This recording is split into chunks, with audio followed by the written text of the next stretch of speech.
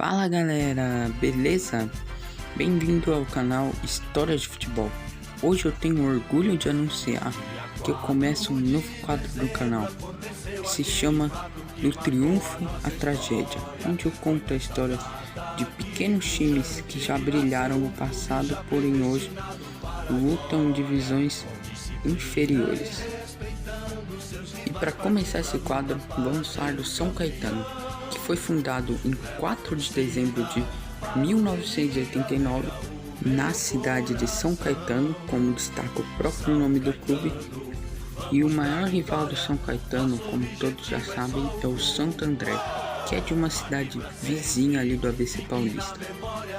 E o São Caetano, popularmente conhecido como Azulão, tem como seu maior ídolo Ademar Ferreira de Camargo Neto, ou simplesmente Ademar. Ele começou sua carreira como ala direito, jogou até mesmo como meio atacante, mas se consagrou como centroavante do Azulão e hoje é o maior artilheiro da história com 68 gols. O pequeno gigante do Brasil manda seus jogos no Anacleto Campanella, que é o estádio municipal da prefeitura de São Caetano. Ele tem uma capacidade de até 16 mil torcedores. O clube de ABC Paulista teve como seus melhores anos o início da década de 2000.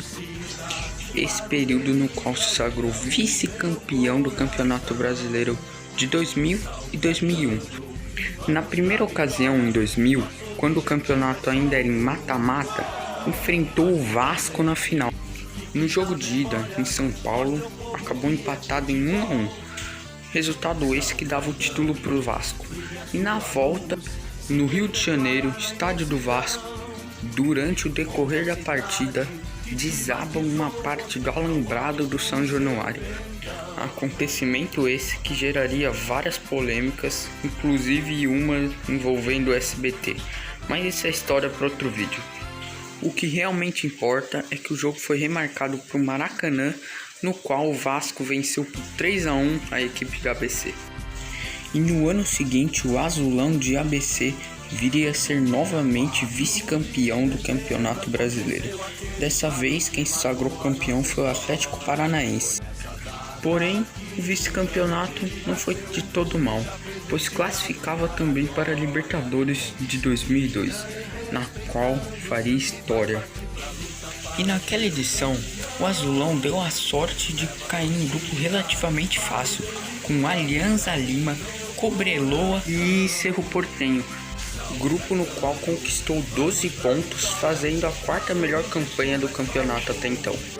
Assim, classificou para as oitavas contra a Universidade Católica, no qual arrancou 2 empates em 1-1 e levou para os pênaltis.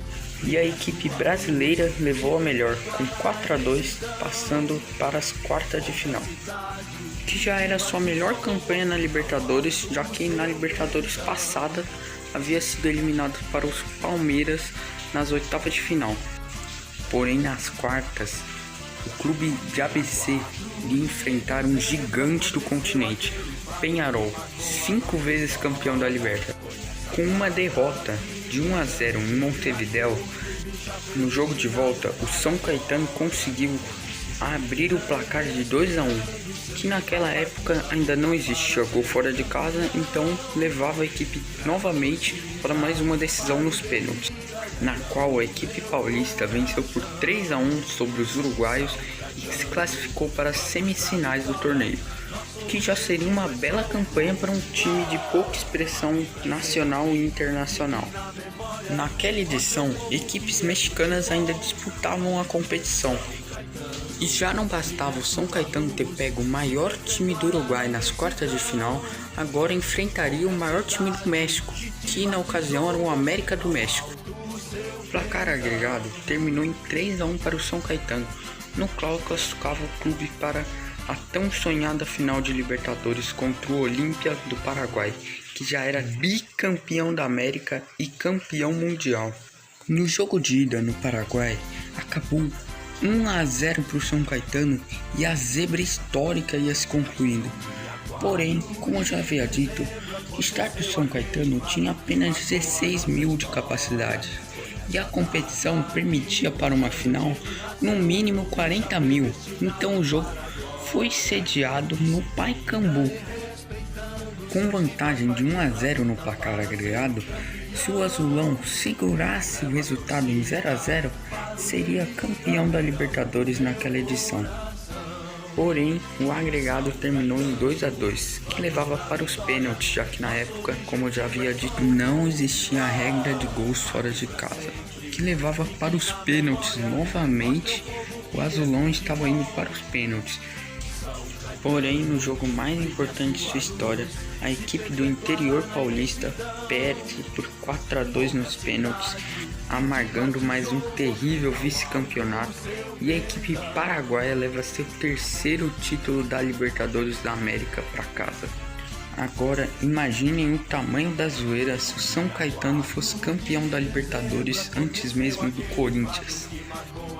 Mas, depois de anos de sofrimento, amargando vice-campeonatos atrás de vice-campeonatos, inclusive um deles contra o Vasco, que torna mais vice ainda, finalmente chegou o ano de 2004, no qual se sagraria campeão do Campeonato Paulista. Para vocês terem noção, apenas 5 equipes, tirando os 4 grandes de São Paulo, foram campeãs do Campeonato Paulista, sendo elas Portuguesa com 3 títulos, Ituano com 2 títulos, Inter de Limeira com 1 título, Red Bull Bragantino com 1 título e o nosso São Caetano, que se sagrou campeão em 2004 com 1 título também. Nessa ocasião, o São Caetano enfrentou outra equipe do interior paulista na final, que era, por sua vez, o Paulista de Jundiaí, que perdeu por 5-1 no agregado, e o São Caetano é campeão da Série A1 do Paulista de 2004. E mesmo com muitos vice-campeonatos, esses foram os melhores anos dessa equipe, pois nos dias de hoje se encontra jogando a 4ª divisão do Campeonato Brasileiro e a Série A2 do Campeonato Paulista. Inclusive, esses dias estava perdendo de 9-0 por um time que eu nem sei o nome.